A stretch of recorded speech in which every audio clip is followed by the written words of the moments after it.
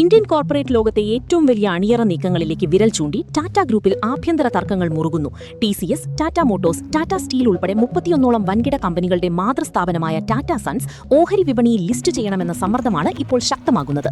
ടാറ്റ ഗ്രൂപ്പിന്റെ നിയന്ത്രണമുള്ള ചാരിറ്റബിൾ ട്രസ്റ്റുകൾക്കുള്ളിലെ ഭിന്നതകളും ഇതോടെ പരസ്യമായിരിക്കുകയാണ്. 108-ലധികം വർഷത്തെ പാരമ്പര്യമുള്ള ടാറ്റ ഗ്രൂപ്പിന്റെ പ്രധാന ഓഹരികളും കൈവശം വെച്ചിരിക്കുന്നത് ടാറ്റ ട്രസ്റ്റുകളാണ്. എന്നാൽ നിലവിൽ ടാറ്റ സൺസിനെ ഓഹരി വിപണിയിലെത്തിക്കാൻ പ്രധാനമായും 2 കാരണങ്ങളാണുള്ളത്. ഒന്ന്, റിസർവ് ബാങ്കിന്റെ കർശനമായ നിയമങ്ങൾ. 1 ലക്ഷം കോടി രൂപയിലധികം ആസ്തിയുള്ള വൻകിട നിക്ഷേപ കമ്പനികൾ നിർബന്ധമായും പൊതുവിപണിയിൽ ലിസ്റ്റ് ചെയ്യണമെന്നാണ് RBIയുടെ പുതുക്കിയ ചട്ടം. ടാറ്റ സൺസിന്റെ ആസ്തിയാകട്ടെ 1.75 ലക്ഷം കോടി രൂപയാണ്. ഇതിൽ നിന്ന് ഇളവ് നേടാനുള്ള ടാറ്റയുടെ ശ്രമങ്ങളിൽ RBI ഇതുവരെ അന്തിമ തീരുമാനം എടുത്തിട്ടില്ല. രണ്ടാമത്തെ കാരണം ഗ്രൂപ്പിനുള്ളിൽ നിന്ന് തന്നെയുള്ള സമ്മർദ്ദമാണ്. സെമി കണ്ടക്ടർ ഉൾപ്പെടെയുള്ള പുതിയ മേഖലകളിലെ വൻ വികസനത്തിന് വലിയ തോതിൽ മൂലധനം ആവശ്യമാണെന്നും അതിനായി ടാറ്റ സൺസ് ലിസ്റ്റ് ചെയ്യണമെന്നുമാണ് വേണു ശ്രീനിവാസൻ, വിജയ് സിംഗ് തുടങ്ങിയ മുതിർന്ന ട്രസ്റ്റിമാരുടെ നിലപാട്.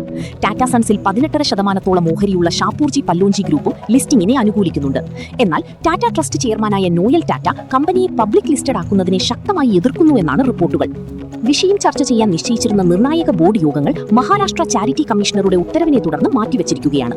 ട്രസ്റ്റിലെ ഭൂരിപക്ഷ തീരുമാനപ്രകാരമേ അന്തിമ നിലപാട് സ്വീകരിക്കാനാകൂ എന്നതിനാൽ വരും ദിവസങ്ങളിൽ ഇന്ത്യൻ ബിസിനസ് ലോകം ഉറ്റുനോക്കുന്നത് ടാറ്റ സാമ്രാജ്യത്തിലെ ഈ വടംവലിയിലേക്കാണ്.